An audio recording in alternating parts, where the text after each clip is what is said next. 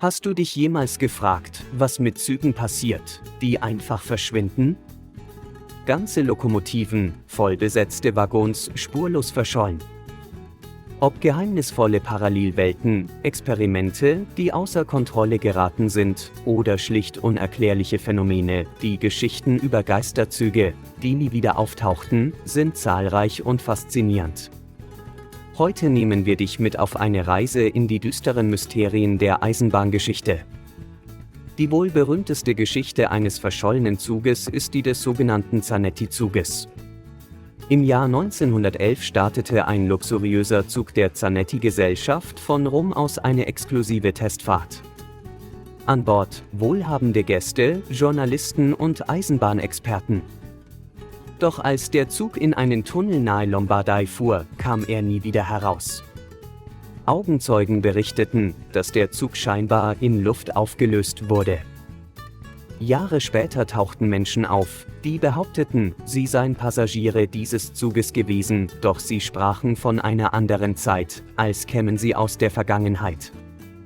Manche glauben, der Zug sei in eine Zeitspalte geraten und fährt nun ewig durch die Zeit. Ist das eine Verschwörungstheorie oder eine unheimliche Wahrheit?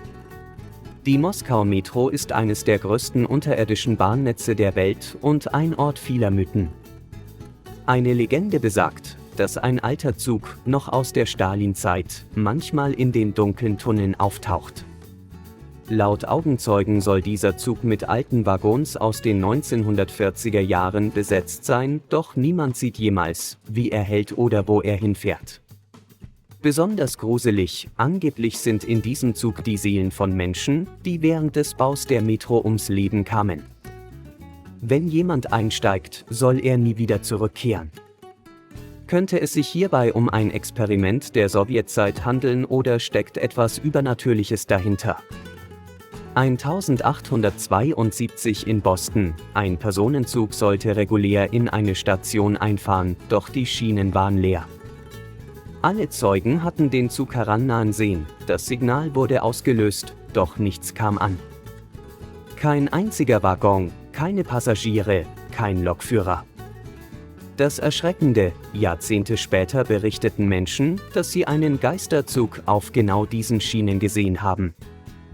Er soll lautlos durch die Nacht fahren, ein Schatten seiner selbst. Ist es eine optische Täuschung oder kehrt der verlorene Zug immer wieder zurück?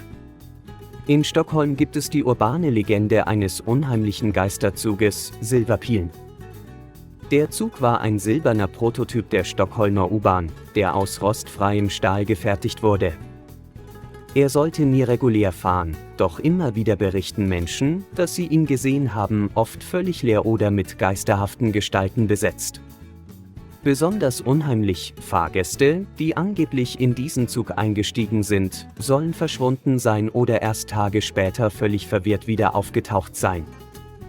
Man sagt, er halte an einer verborgenen Geisterstation tief unter Stockholm, einem Ort, den es offiziell nicht geben soll.